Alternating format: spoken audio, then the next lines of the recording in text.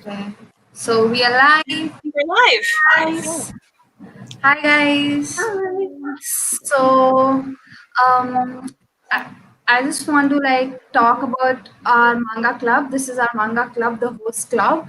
And so what our club does is it usually is a person who will be hosting the live show of that particular month will choose 3 volumes of a popular manga and 1 volume of a non-popular one, and in that month we will be depending on that, if the next host wants to continue, can continue the same thing, or else they can skip and choose whatever they want to choose. So yeah, that's what it is about. So now let's start with introduction. Rachel, let's go with yours. Hi, I'm Rachel. I have the channel Let Me in the Library. I kind of post all your typical sort of wrap-ups, TBRs, and all that kind of stuff, but I also really love manga, so it's been really fun to do this club. I also have a live show coming up tomorrow, which is my brand new series on my channel called Simps versus Salties, where we get a bunch of people all together and they talk about a book that they either really loved or they really hated. So if you want to see that, you want to see more of me, you can check that out. But thanks for joining our live show today. Woo-hoo. All right, hi guys. Thanks for joining us. So just really quickly, my name is Steff from Coffee Over Apples. I do a lot of speed drawing videos, art, anime versus manga videos I've been working on. And just running around having fun, reading manga and reading books and giving you random reviews. There's a mukbang video coming very soon, I promise. So doing experimental things, and yeah, so I'm excited to talk to you guys and have some fun. Okay, passing it over to Kitty. Hi, my name is Kitty, and I have a channel, Kitty Chomp, and I'm so far only done a TBR, a wrap-up, and some bullet journal stuff, but I do also like to talk about manga as well. So, like Rachel said, this club has been really fun to be a part of. And yeah, I'll be hosting next month, so yeah, we'll talk about that a little bit later on, so I'll pass on to Nana. Hi everyone, my name is Nana and I love to read romance books. So my wrap up this month is going to be full of romance books. I think I'm uploading it tomorrow and I'm really excited, and I really like the romance in these mangas as well. So I'm excited to talk about them today. So guys, today we'll be discussing Tokyo Ghoul Volume 4, 5 and 6 and Devil's Line Volume 1. So most of them will be spoilers. So if you haven't read, I suggest you get to know the gist, and if you find interesting, go read it and then come and kind of watch it. And also watch our live show from last month, because we talk about 1, 2, and 3. Mm-hmm. Yes. That's on Nana's channel. I will link that video in the description. You can go, guys, check it out. But before going ahead, I would just like to announce and pass over to the host of the next month, that is Kitty. She'll let you know the date and what we'll be reading for the next month for the host club. All right. So next month we will be reading One Punch Man Volumes 1, 2, and 3, and then we'll be reading one issue of Sweat and Soap, and then the live show will be on the 20th, I believe. Earlier, we're trying to do it a little bit before Christmas, so everybody can still meet up beforehand. And I'll be hosted over on my channel, Kitty Chomp, and I'll be in the description once it's been done. I'm so excited about that. I've never read the real One Punch Man. I've read the original comics that are so funny, and I hope we read that too. But I'm really excited. Nana, we have a question for you here. I'm also really excited for One Punch Man because I had a friend who actually was an exchange student, and we just bonded over One Punch Man, and it was so funny, but I haven't read it either. And the Kiss Quotient might show up in my wrap up. I talk about it too much, so probably. Yeah, also we don't talk about today. Yeah. And I just want to add, I did put out an announcement, our monthly announcement video for the books we're going to read, but when I did that, I didn't take into account for the daylight savings time change, so I will update the times in the description, but it's going to be at 12 EST, 9 a.m. PST on the 20th. And still 10:30 IST. Yeah. Yes. So let us first start with the gist of Devil's Line. And so Devil's Line actually has a similar setup to Tokyo Ghoul, wherein demons coexist with humans. But our main character, Anzai, he's partly human, partly demon slash vampire.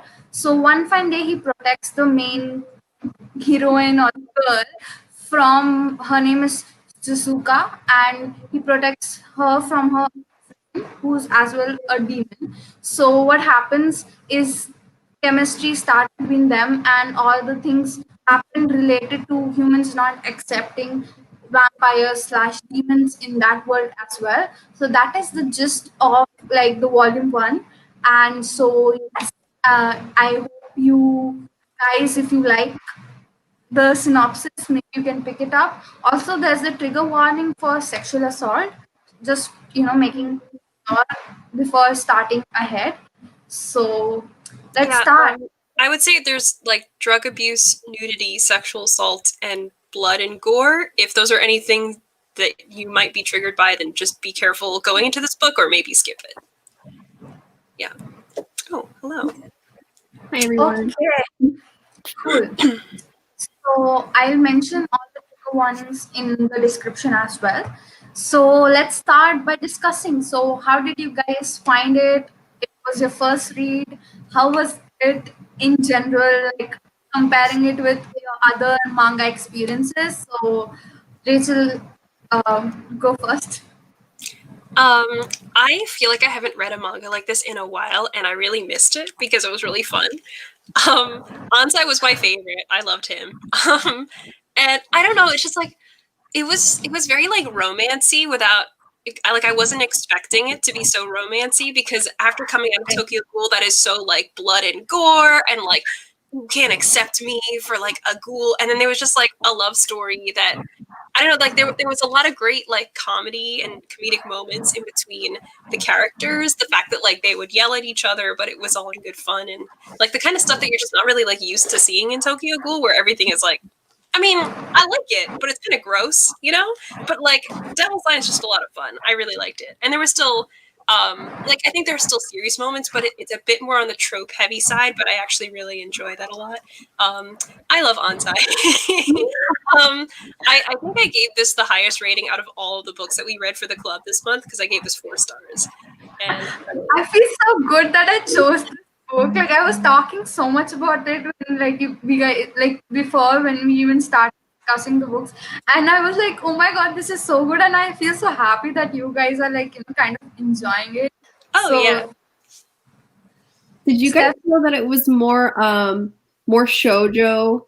Yes. Than yeah. But I searched the genre of it. It says seinen, which is like, that's more like adults.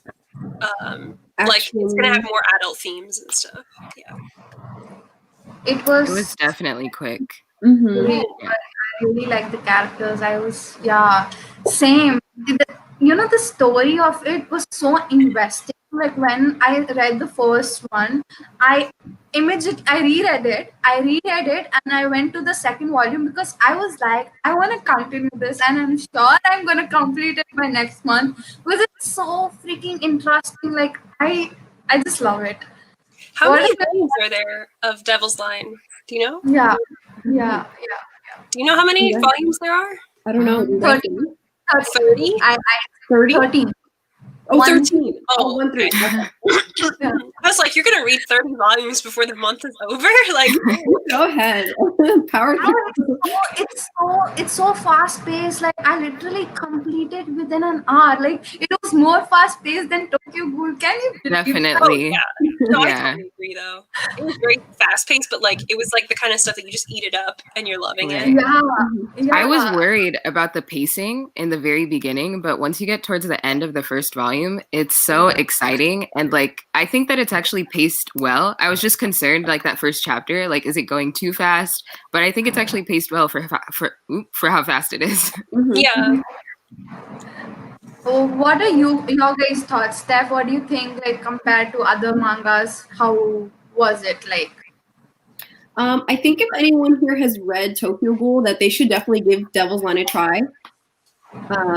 Like there were some similar aspects, but again, it is different and like piggybacking off what Rachel said, it is kind of trope heavy. It does have a lot more, it's more romance focused.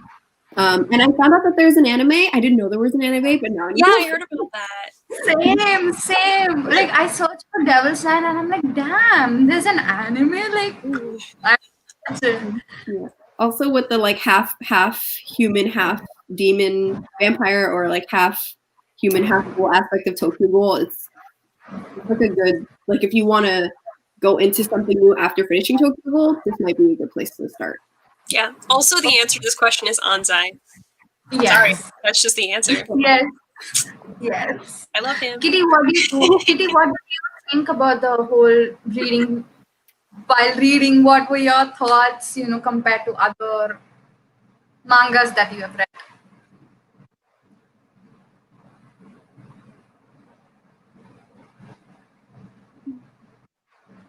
I think they're usually, it's kind of like trope heavy, kind of like there is this one other, I feel like a lot of things that involve vampires can get kind of tropey, and the next one I can think of is kind of like, other than like how Steff said, it's a lot like Tokyo Ghoul, and there's a lot more similarities with that, but also it was probably another one would be like Chibi Vampire, which is just like a connection between like a human and a vampire that's kind of mixed off, but I really did enjoy it in the sense of what they introduced, especially with the sniper and other aspects with it. It was really interesting to add like that extra layer of nothing's really safe, and even if they are coexisting, there's always that extra layer of fear that they deal with, which I feel like they wouldn't usually put in with vampires. So try and make it like this whole perfect harmony, but in this case, it's definitely not that.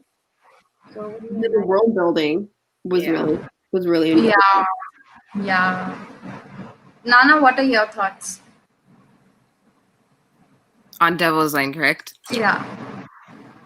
I just was feeling the romance and the relationship. Like, it reminded me of this anime that I saw when I was in high school called Say I Love You in the first chapter, because it was very quick. And so I was concerned about like the insta love, and I didn't know if I was going to enjoy it. But I really liked how they treated each other, and I just thought that it was really cute and funny.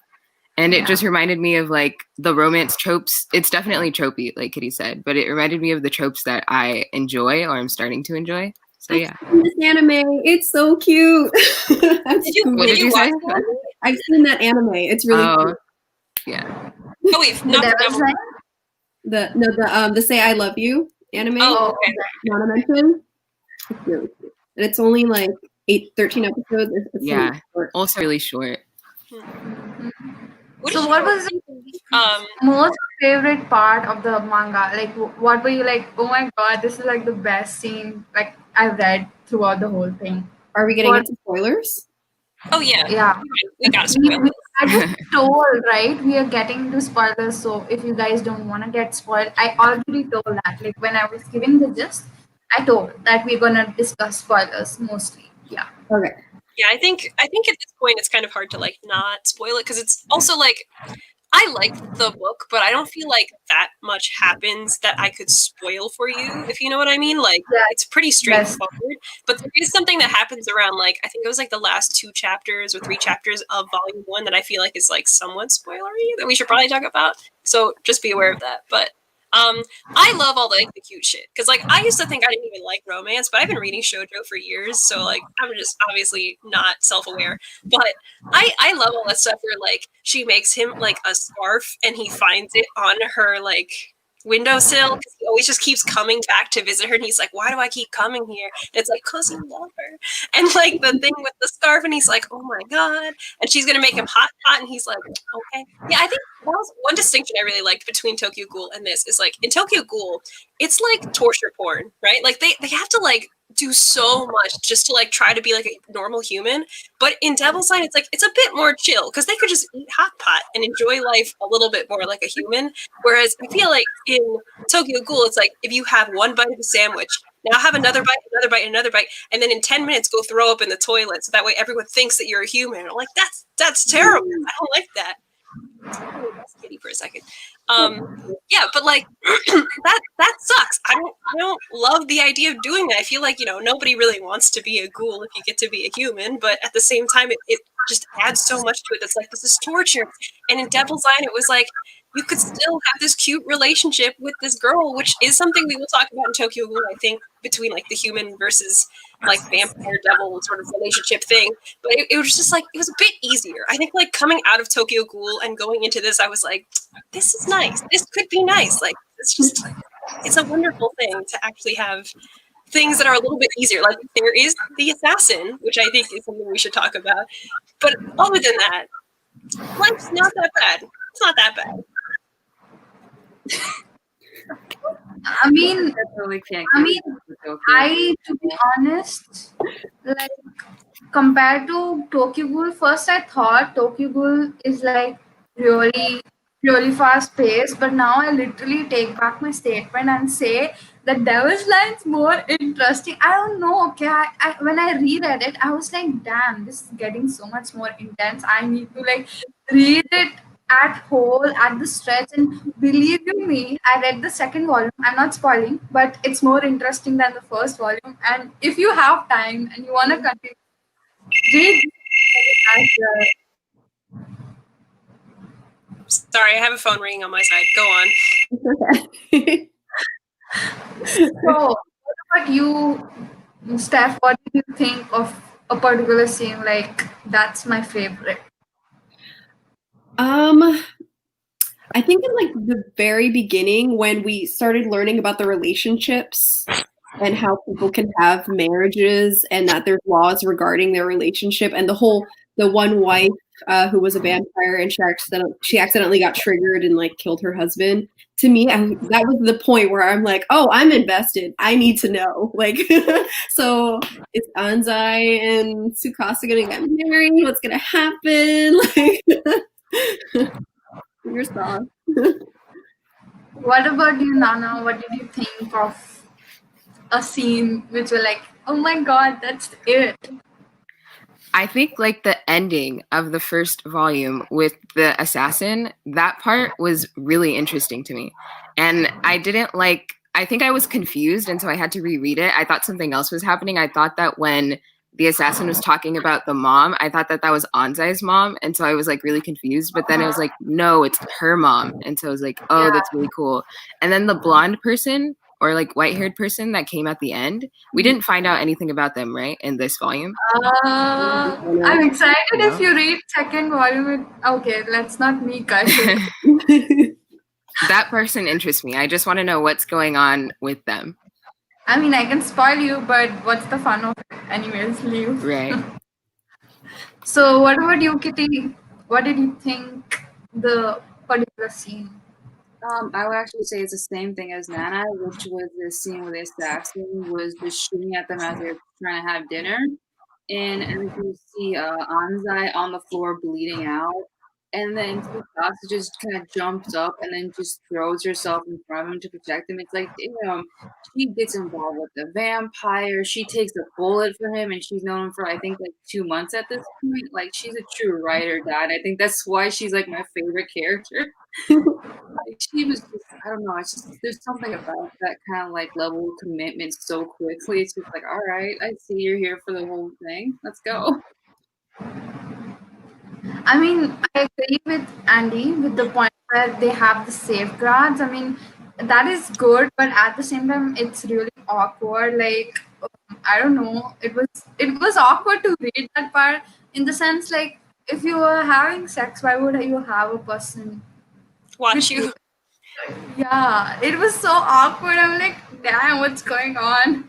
Yeah, I mean, I feel like it's a good safeguard to have if you didn't want there to be more vampires and stuff, because the whole thing is like, of course governments are going to say like, we're keeping you safe, but really like whatever the marginalized group of vampires is, they're just trying to control the community. So it's interesting in that sense, but I wonder if they're really going to like go further into any of that stuff, because I feel like Tokyo Ghoul is much heavier on like the social structures and everything like that, and Devil's Line, while it definitely has some of that stuff in place, and I think that they'll talk about it a little bit, it definitely seems more heavy on like just the relationship and like the stuff that's going on with these two main characters for the most part, and then like a couple of the people that are side characters on the side.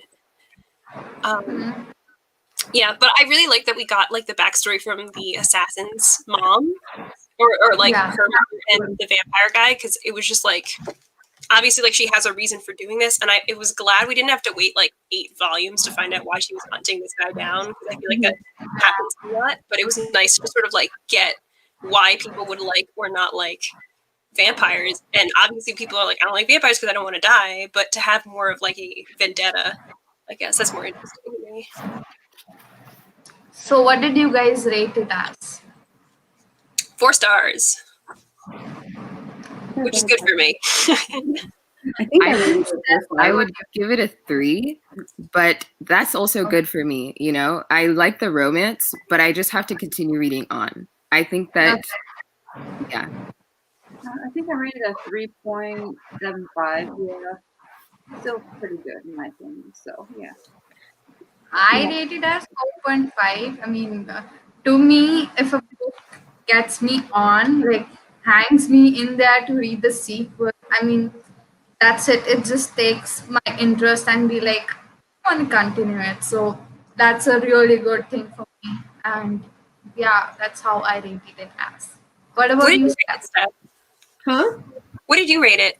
I put a 4 on Goodreads, but I think I'm closer to Kitty's, like a 3.75. Like I'm really interested to know what's gonna happen, but to be honest, I feel like my love for Tokyo Ghoul is still like overpowering everything.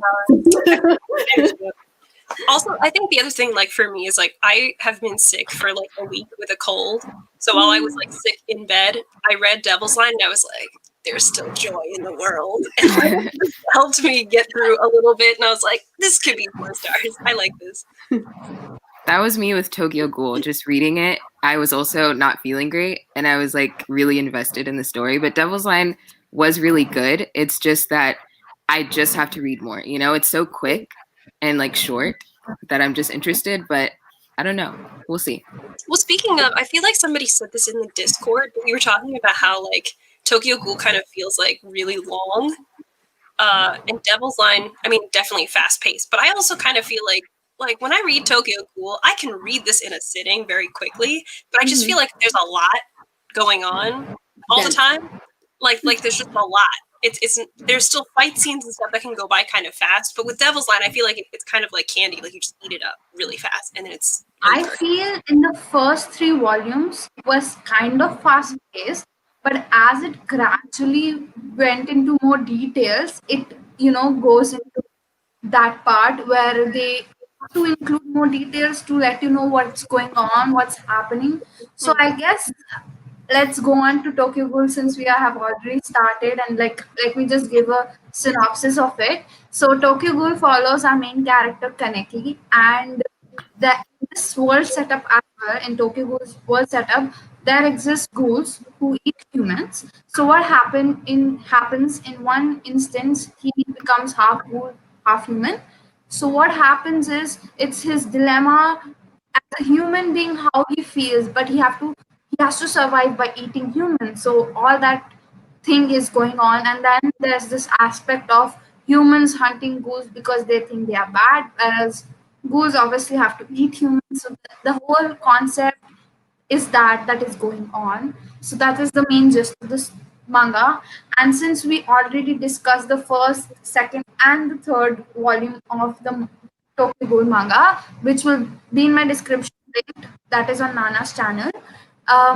So we'll be going into spoilers. So yeah, so if you find it interesting, read it, and if you haven't, yeah, read it and come watch it again, the live show. So how did you guys find it, like compared to the first, second, and third? Like for me, it was quite a big read. Like before, I was taking an hour to complete, an hour and a half to complete the volume. But this time, it was taking me. I wanted it to get over. I don't know why that happens, but when a manga is big, I just am like, okay, give me the information and get it over. So that was with me while reading fourth, fifth, and sixth volume of Tokyo. Yeah, I know what you mean. I feel like these books were very different for me because I kind of feel like the first 2 volumes were good, but they weren't like amazing for me. And then by the 3rd volume was when we kind of got more of the, like the social structure between the people, the doves who are hunting the ghouls, and then the kind of ghoul society, and how there are plenty of bad ghouls out there, but there are also good ghouls. And then for Kaneki to kind of like take more of a stance. So I liked that more.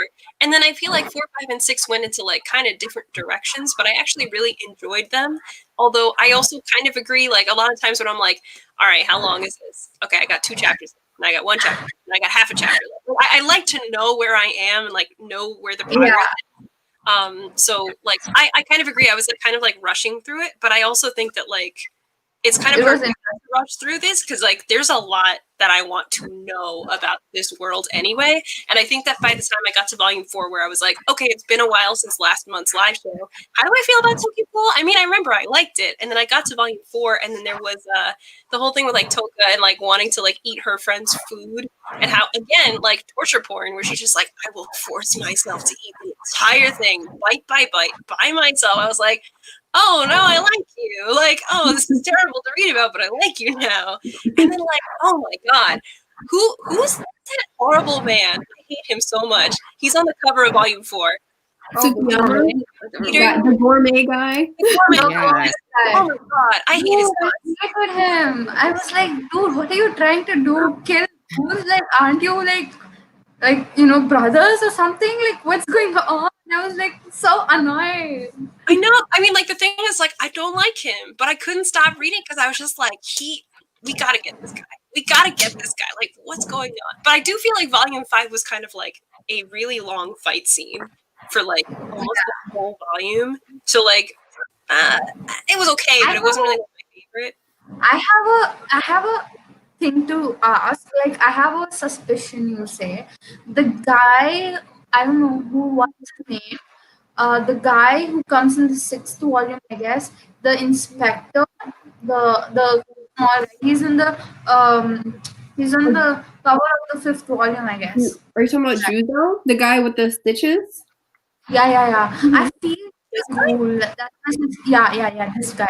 I feel he's kind of a ghoul, but he's not like I feel like I don't know. I feel like he's an example of like a human who is worse than a ghoul. Like I want to say things and I can't. Oh, you can't say anything. Steff, we have a question for you. Since I haven't watched the anime, can you like answer the question? Listen, do yourself a favor, read the manga first because the anime is so different. I have a whole video on my channel comparing and contrasting the anime and the manga. The manga is so much better because in the anime we have an entire 2nd season that is not canon. That's what I've heard. So just read the manga. You get more explanation. Things will make so much more sense, and then go watch the anime. 100%. Okay, cool. Also, what did everyone think? I don't want to take over the whole live. So, what did you guys think of 4, 5, 6? Oh, go ahead, Kitty. Oh, sorry. I actually adored 4 and 5.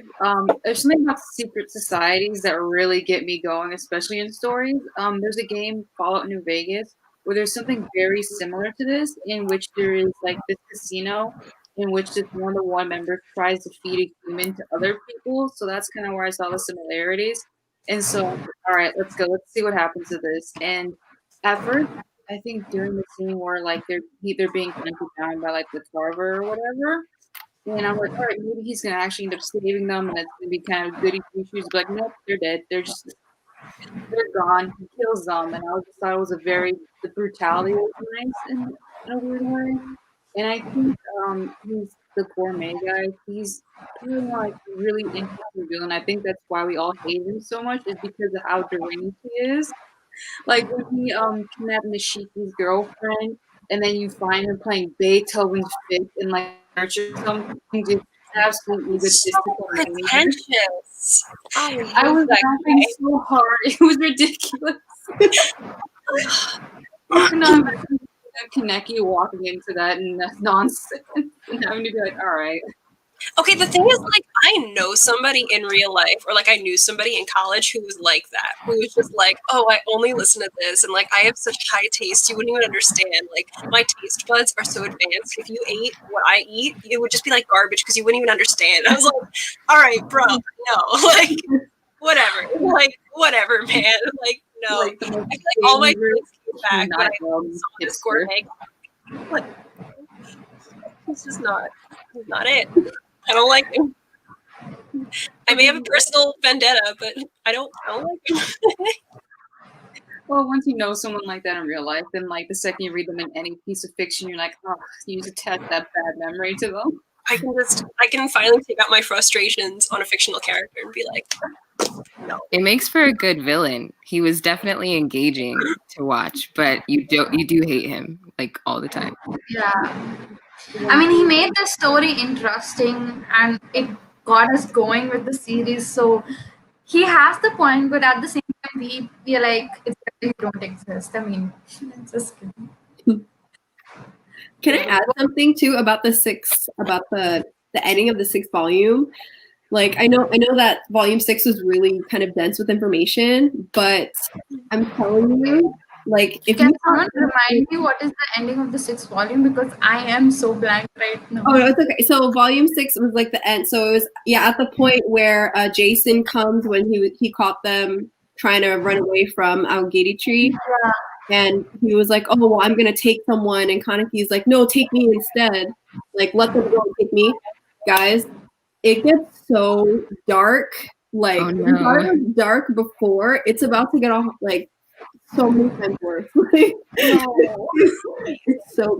it's like. What was that character's name? Was it Banjo? Is that how you pronounce it? Yeah. Banjo? I loved him. I think he was such a good character. I loved him. He was an himbo. I love himbo. The other thing was, like, I feel like on BookTube, everyone's like, that's a himbo. And I'm like, this is a real himbo, though. Like, this is a true himbo. He was just like, I love Rize, but now she's not here, but I'll protect you. And I was like, you're just so stupid and big. Oh my god. He was so cute. I mean, he literally protected Kaneki from the whole thing. But I feel so sad for Kaneki. Like, he literally, like, sacrificed himself for, I don't know, other ghouls, but, like, it was so sad. Yeah, the thing is, I just love like, when they were like, I love like, when they were like in the cell area together or whatever, and he was like, "Oh, I understand like why you may not trust me," and they were like, "Oh no, Banjo brought you here, so you're one of us now. Like we totally accept you." Like, yes, friends. Oh my gosh. They found family. What? Were you gonna say, Kitty? Oh, I was just gonna say, yeah, that it just sucks to see like Kaneki like sacrifice himself only to have that little like cutscene, and we're just like, yeah, just go take those goals anyways, take them back to the cell. And it's just like, oh, okay, I see how it is. Typical. Never trust him. Oh, but okay, we have to talk about something that happened in this volume because I had to read it like twice to be like, wait, what? Yeah. Remember when he first got taken to that, like he was just kidnapped and he was taken there and they were like, oh, okay, yeah. Do you actually think that a doctor didn't notice that they put parts in you? And I was like, excuse me? Because like that was my first complaint when we read volume 1 where I was like, okay, I mean, kind of weird that a doctor would be like, you know what? I know that you both died, but I'll just take your organs and put them in you. And I was like, kind of like probably not procedure. Like, I just don't feel like you're supposed to do that, number one. And number two, if he opens his eyes and one is black, you'd probably be like, this is not good for my record. I shouldn't do this. Like, it just feels like not what you're supposed to do. But I just sort of forgot about it as we kept reading. And then by the time we got to volume 6, which is obviously the last thing we've read recently, I was just like, wait, oh, okay, I appreciate this now, because that means like Sui Ishida like set this up where it was like, I'm gonna let you forget about this, but then I'm gonna bring it back, and then you're gonna freak out, which is what I did. Oh man. I actually have a younger sister. Sorry, no. Sorry. we have to spoil it. Yeah, volume 6 has so much like information. Like I was like, damn, when is this information gonna stop. I mean, I want information. That's not a thing. But it was like it just kept coming, and I'm like, okay, it is hard for me to like accumulate so much things in my head like in one volume. Like I was actually having a doubt with the doctor in the first one because why would a doctor be like, okay, let me just attach the organs of Ghoul in he may not know and he will be like, okay, just for the heck of it. But I had this, inner intuition that he is like, a part of a Ghoul society or something. I don't know. But Oh, I was you would expect that. Yeah. yeah. I mean, also the thing is, like, they talk about RC cells, so I kind of feel like a doctor would probably be aware of that in some regard. And like, I also feel like when you do surgery, you're supposed to like check if your blood types match and not just shove a kidney in somebody who's dying, because then they're Actually, definitely gonna die if it's not the right blood type. Like, you can't do that. yeah, my younger sister is actually a kidney transplant recipient, and there's a lot more to it than even just blood types. Like you have to have, I think, 4+ markers or something with somebody else, and even then, there wouldn't ever really be like a perfect match. Like she got really lucky with somebody we knew actually was pretty well, but you can go through easily like hundreds of people and still not be a match for anyone. And so yeah, like you said, it would not be as easy as like, oh yeah, here's a kid and just plop it right into the next person. Yeah. There'll be a lot more issues and stuff like that. So it was definitely suspect when we started learning about that instead of volume 6. Especially in volume 6 where that section, well, I mean that large section where Juzo's getting the explanation from the investigator about like how ghouls' bodies work. The kagunes. Yeah, how And I almost wish that this was volume 1 in some ways. Like we would have a lot of missing information, but I just kind of feel like all the information came at the beginning because I would have been able to understand and see all the battles and be like, that person's going to win, or like, oh, these people are evenly matched, or like whatever it was. And now I was like, I mean, I'm probably not going to go back and read all the other battles and figure it out. Like now, as I see the battles, then I'm like, okay, this against this against this. I know rock, paper, scissors. I get it. But it's just like, why are we getting this so late? I kind of wish this was way earlier. I did like how on those panels it showed certain people who we've seen before who had the certain kagunes, is it called? Mm-hmm. Yeah. And so that you could associate with that person. I like that. Mm-hmm. Yeah, I'm glad we like finally got it and like got some kind of explanation though. Because otherwise it's sort of just like who wins, and we're just like, whoever beat the other person up. We're just like, that's not that interesting. But it's kind of nice to like get some of that, because if they're gonna go into like the nitty-gritty of like the society and everything like that, I feel like they do have to like compensate for all this like biological stuff with like, am I on the right thing? Yeah. Where like they show, wow, I can't show anything. This thing with the back where they're like this versus this versus this versus, like I like seeing that because then it actually gives me like something more concrete, I guess. Yeah. Mm-hmm. And then we can understand like why Kaneki is considered to be so strong, because he has Rize's Kagune, and also considering that all the dubs are like, oh my god, I want one. And it's like, why? Because it's like a ghoul weapon, but like, why is this one better than that one? Like now I kind of have a better understanding of all that stuff. Mm-hmm. What did you? It's okay. Go on. Yeah. Oh, thank you. What did you think of the manager of the shop being kind of implicated in knowing about what happened to Kaneki? I was shocked. Yeah. Man, basically. I was shocked. I mean, when I don't know who was that. When one of the character, meets Kaneki in I guess the 4th volume or maybe the 5th volume, where she's like, the murder of Raisa, I guess her happened. Like she didn't die, she was murdered.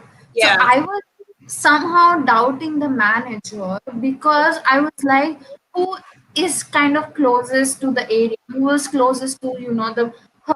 So I was kind of doubting, but I hadn't this thing that he will be like. I had this doubt, but not the total mark that he had the idea what is gonna happen to Kaneki, and then he'd be like, "Oh, come, I'll give you shelter." Like I was like, "What's going on?"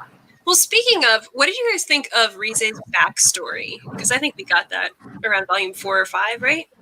Yeah. I mean, she sounded. She was.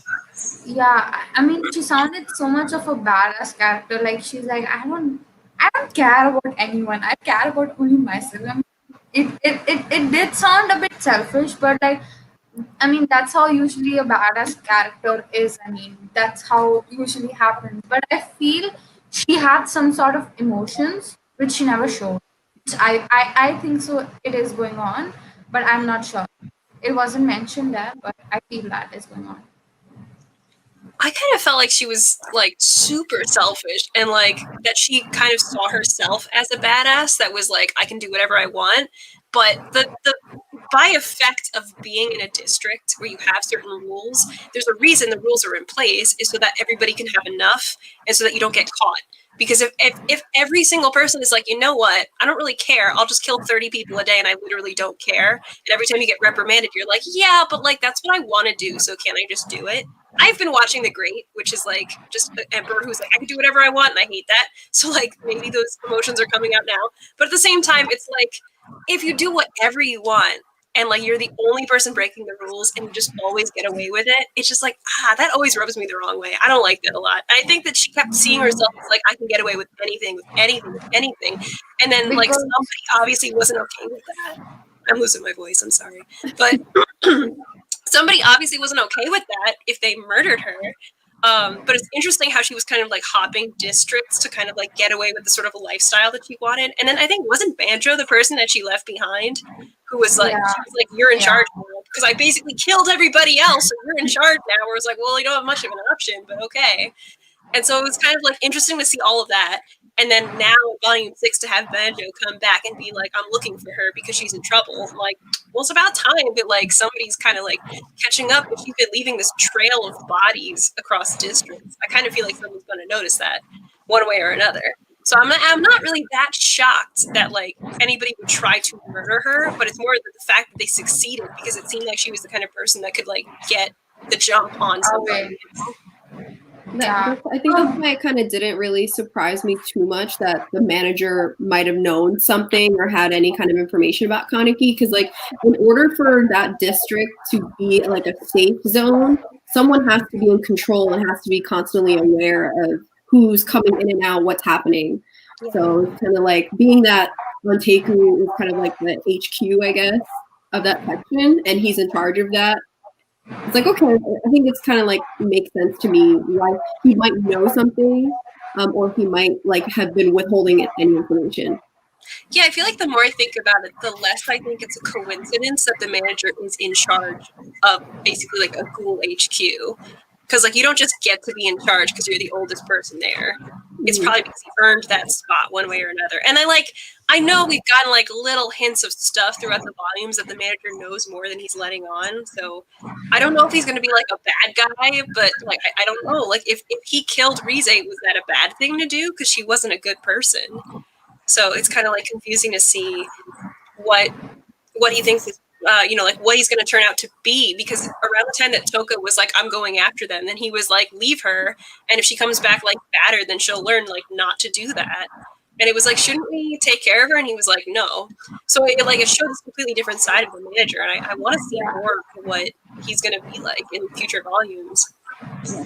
I mean, in that scene.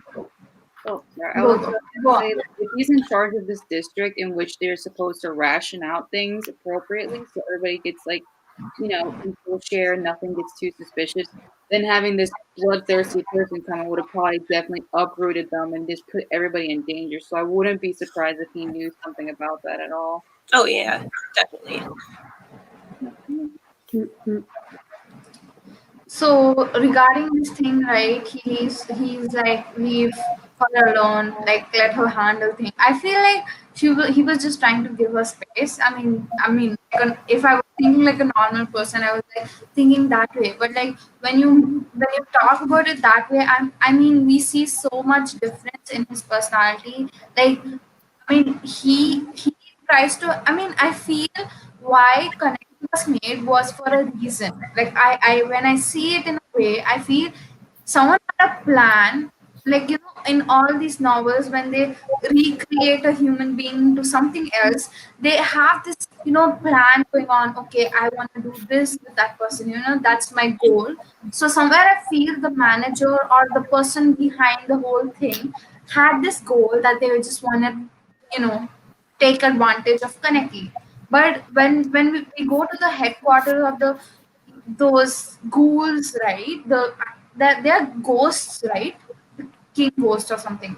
Is it that the name of the association? I'm not sure. Wait, which association?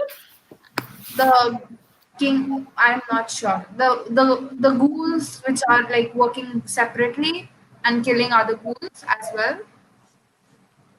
Are there ghouls killing other ghouls? Are you, No, I mean I'm not sure. are you talking about the group that worked when he got taken to? Yeah. Yeah. Okay. Yeah. So, but then, like, he's taking there, he's like literally ditched off. Like, you are of no use, and I'm like, what's going on? Yeah, Because I I thought, was gonna say, yeah, I don't understand because like it seemed like they brought him there because they were like, whoever, like, if you find Rize or whoever smells like Rize, bring that person here. So they bring him there. Then he guts him publicly, right? And then he's like, then he's just like, oh, it's the left for him, which I assume was like his kidney or something like that. And then he says he's got it. That means Rize was killed. Those guys move fast. We don't need him. He's yours. So I was like, what? Then why did you want him? Like, what use is he? Because I thought everybody thought Kaneki was so powerful because he had Rize's Kagune. And that was so powerful and so great. But now it seems like they're like, oh, you're actually not of any use to us. So I'm like, well, then why? I don't think they made him, but like, why was he made? If he was made, like, if he's made it for somebody's use, why? Who is it? Obviously, we've got a lot of questions. But also, like, why would they just kidnap this person and be like, we actually don't need you? Like, what were they expecting exactly? I don't know. I feel like we might get like the next volume, but like, I don't know. yeah. I'm so interested on how Kaneki is going to react whenever we do find out that answer because he's so calm and like collected right now. I just want to know, is he going to go off and get really upset when he finds out most likely that it was made, that he was made, against his will for a wrong reason and his life has been ruined? I'm so interested in what that's going to be. Have you guys read or watched Mob Psycho? Yes, I love Mob Psycho. Yes, I have. I'm actually in the second volume right now. Oh yes, okay. Because like Mob Psycho follows a young boy who like kind of looks like Kaneki, and he's like very calm, like very collected and everything and put together. But he has psychic powers, and I think like when he gets like pushed over the edge a little too much, like his numbers go up until he hits 100, and when he hits 100, he goes like, and like he explodes on like whatever it is that he's fighting. I feel like I want to see that moment from Kaneki where like he hits 100, or like whatever it is, like it sets him over the edge, and he's like, oh no, like I'm not going to be this like little boy that's like so weak or whatever anymore. Like I know it's going to happen at some point because like why does he have this badass mask if he's not going to use it, right? Like, he has to look so cool in battle at some point. Like I want to see it happen. Is that something we could look forward to, Steff? Yes, it is. I was gonna say, like, Kaneki turns into Bay status after that point. Like, I love him so much. I spoiled myself, Huh? I literally spoiled myself for one thing, and I'm so pissed off. Yeah, I did. And it's so sad. I was searching for, I don't know what I was searching for Tokyo Ghoul for. I guess for my video or something, and I literally read something which literally spoiled. No. And I'm like, No. That's the worst. It's terrible. No. I mean, I don't know because it was the reference for the anime, so I'm not sure whether that will happen in manga. I'm not sure, but still, it is kind of a spoiler to me, and I'm like, why? Why do I do this? I hate that when you look something up and you're like, what was this person's name? And then if you look it up, they're like deceased. And I'm like, why? I didn't ask for this. Stop. No. Don't tell me. Yeah. So what do you guys think of I keep forgetting his name. Juzo Suzuya. This guy. I have a special place in my heart for Juzo. Like, Do you? He's so do. You have when you keep going, we get so much backstory about Juzo. Like, I love Juzo. Oh. I know, my it's very strange. It's very strange, but like there's a reason for the madness. Okay. I mean, you could do whatever you want with your body, but just like the body mods of like just threading stuff. Oh, to yeah. He does it on his neck. I was just like, Yeah, it's like when I saw in like the eyelid area, I'm like, okay, of all places, that's the one that kind of gets me. oh, I didn't even notice that. I just saw it was on his mouth, and I was like, that's too much. And then it's on his neck. Just I don't like that. I don't like that. He's different from Uta, the like the math maker guy, because he also has like a lot of piercings and tattoos and stuff. But Uta does it more for like aesthetics. But Juzo's reasoning for doing what he does is completely different. I don't know. Did I Juzo? think he's talking about like deceased or like whatever it was you looked up. I mean, maybe I might add like something. I'm not sure. Depends when this thing happens. But thing was, I really had this thing. I'm really having this doubt regarding this guy, whether he's a ghoul, because the way he literally bites off the neck of the guy, and I'm like, Yes. Yeah. dude, are you? This is so That's what I was just going to ask. I didn't know.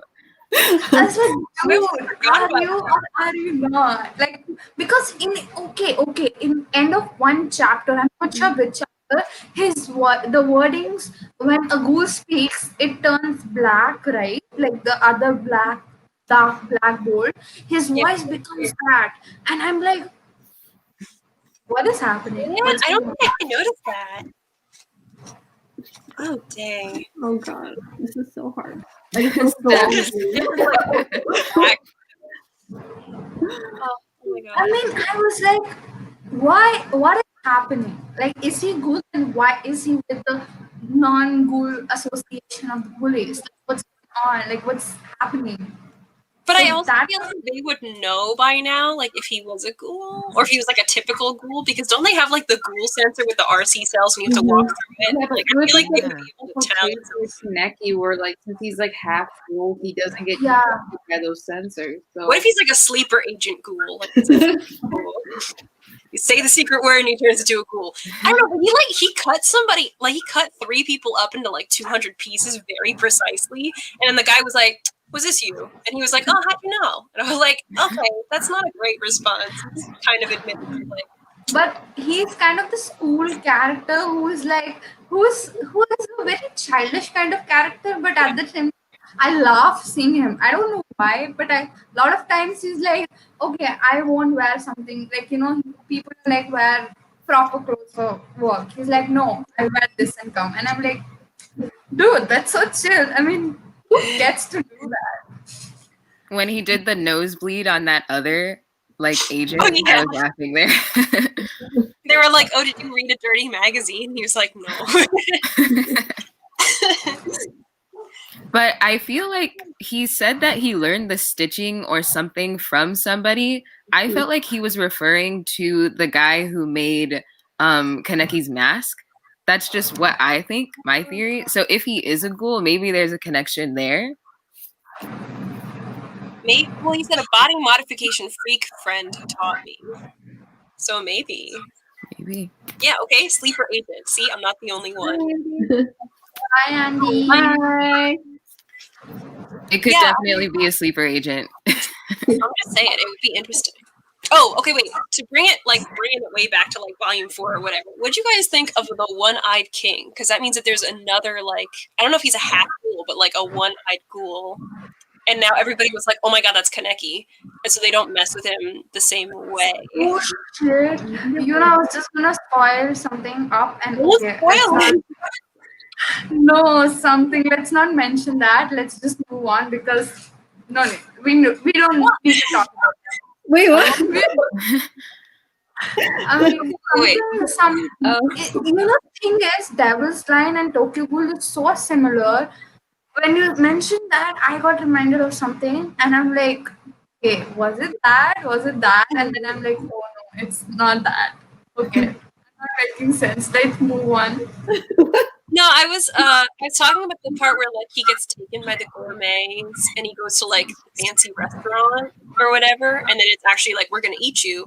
But then when he kind of like reveals himself as a ghoul and starts fighting, they're like, "Oh my god, is that the one-eyed ghoul? Is that the one-eyed ghoul?"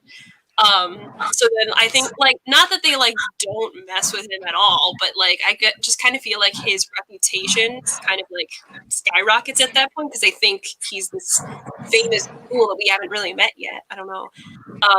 But I also like the brutality of there was like that woman who was in the stands and her pet was like that like the big guy who was like gonna kill everybody.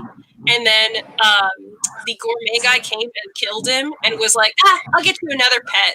And she was like, fine, but it better be like 2 of them and they better be way better. And I was like, he's not even dead yet. Like he's listening to his last like dying words that he's hearing is you being like, I don't even care that you're dead. I'm just gonna get 2 more of you that are way better. And I was like, the brutality of these people that are like these high class society socialites. I'm like, I hate these people. Like eat the rich, truly eat the rich, but okay.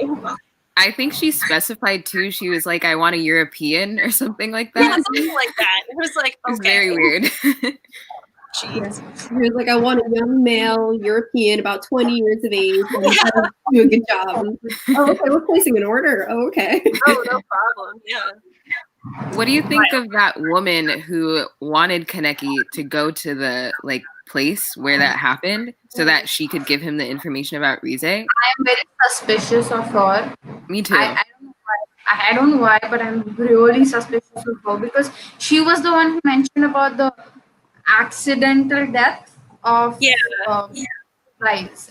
So I'm a bit convinced she's related to some way or some other way. She's related because this guy, the government guy, actually asked Raja to come for the thing, right? The eating thing, the restaurant, whatever that is. Yeah, like she was like, you should go there so that way I can learn like about how to get in or whatever. But I don't know if she knew that it was that kind of restaurant.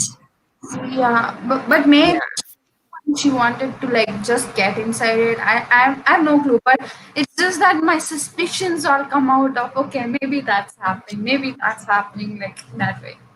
I think that's the thing with Tokyo Ghoul though, is like I don't even really know who to trust besides Kaneki. And like I think Toka is like fine. Yeah. I'm sure that she has her own secrets or whatever, but like I think she's a good guy. And I feel like the manager is like the kind of person where you're like, I think he's a good guy, but he might not be the good guy, but he'll probably end up being the good guy, so it's fine.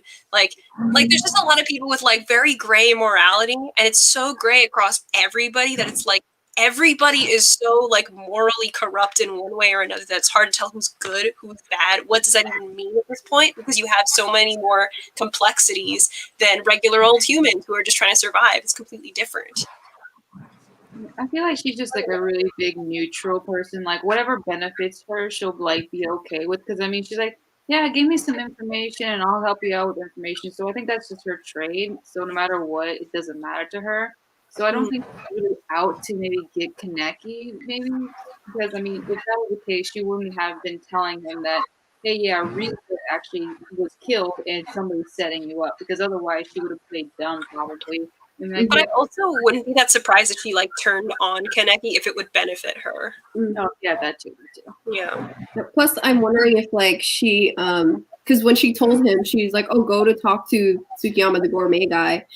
If she meant it as like, "Oh, you should find out how to partake in this restaurant and get a reservation and be a part of the restaurant," not like intending for him to be the meal.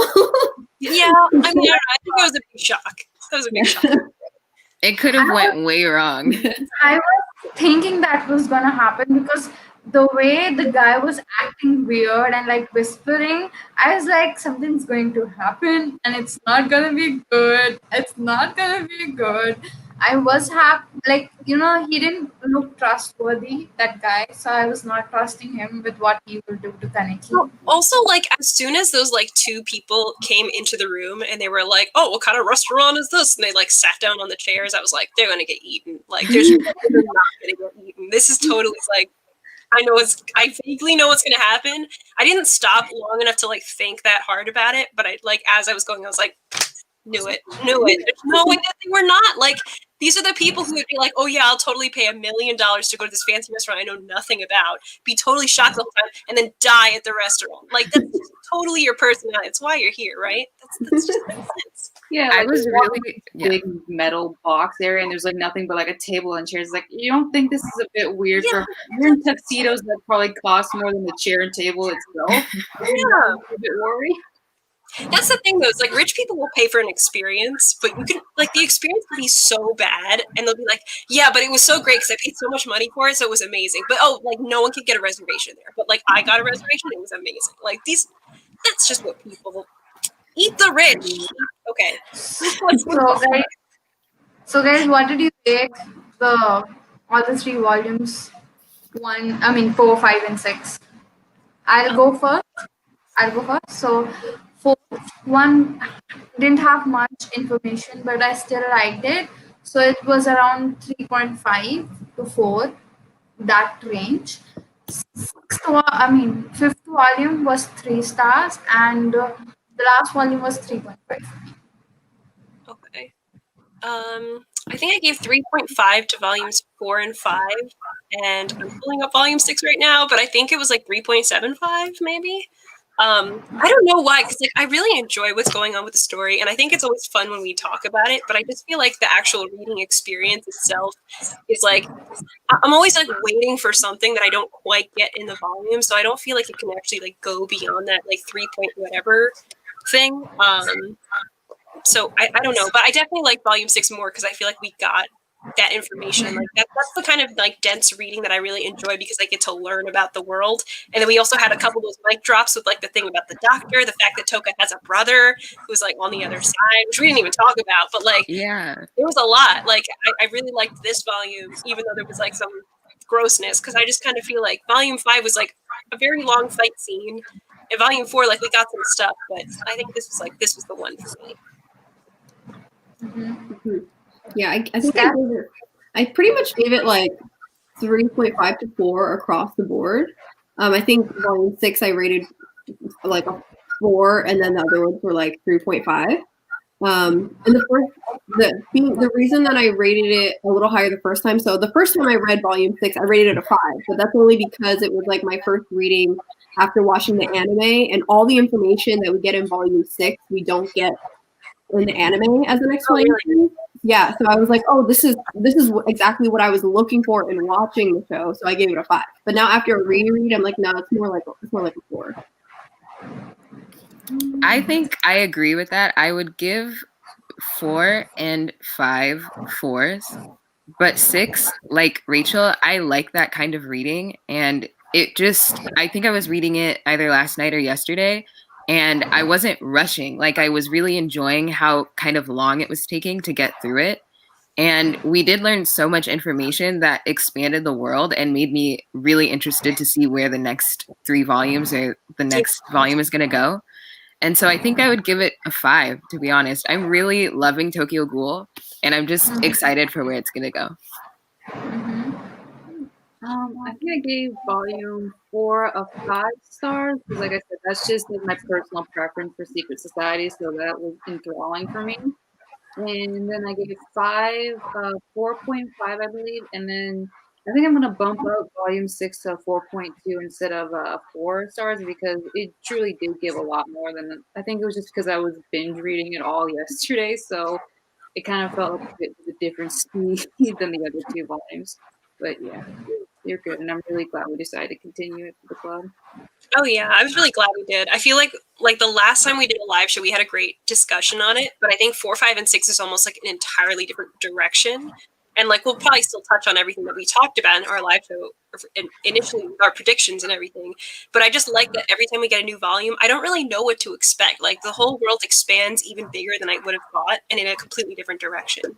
So I mean, I definitely want to like continue with the series at some point, like see where it goes. So, do you guys have any ending thoughts or anything extra that you want to mention or anything? The host club. Join the host club. Join us. I'll even mention the Discord. We have a Discord. You guys can, over there chat with us. We talk a lot about the mangas, our taste about mangas, everything. We have a lot of things going on there. So We've got anime emojis now. Thank you, Yes. Kiki. yes, Thank you. thanks for Badass participating. emojis. So And it's exciting. I think like we may even do like some. We might stream some anime as well, just yeah, like, hang out with the Discord group, and you know, if people are it into will be that. fun. We need to plan that out actually. Yeah, Yeah, definitely. we might. I mean, it'll be interesting because Tokyo Ghoul the anime is so different from the manga, or at least that's what I've been told. I haven't watched it, but the theme song is so good. But yeah, it'll be interesting. It'll be interesting. Yeah, because definitely for One Punch Man, I would love to be able to stream, especially the anime, because in my opinion, I think at least for the first season, it's better than the manga. So we Really? want to mention, just like Tokyo Ghoul, it has an amazing soundtrack and intro. So One Punch Man's opening theme was my ringtone for the longest time. Was it? I have so many like nerdy weeb friends. We always go out to karaoke, and all they do is sing like anime openings. So like even before I read or watched One Punch, they were just like One Punch, and I was like, now I gotta watch it. Now I got it. I get it. It's gonna be so So awesome. I guess let's wrap it up the live show here. So guys, we had so much fun discussing with you all, and I'm so glad you joined. Talking with us, and we hope you guys join us for the next live show on Kitty's channel as well. So we'll see you there, and bye bye, guys. Bye.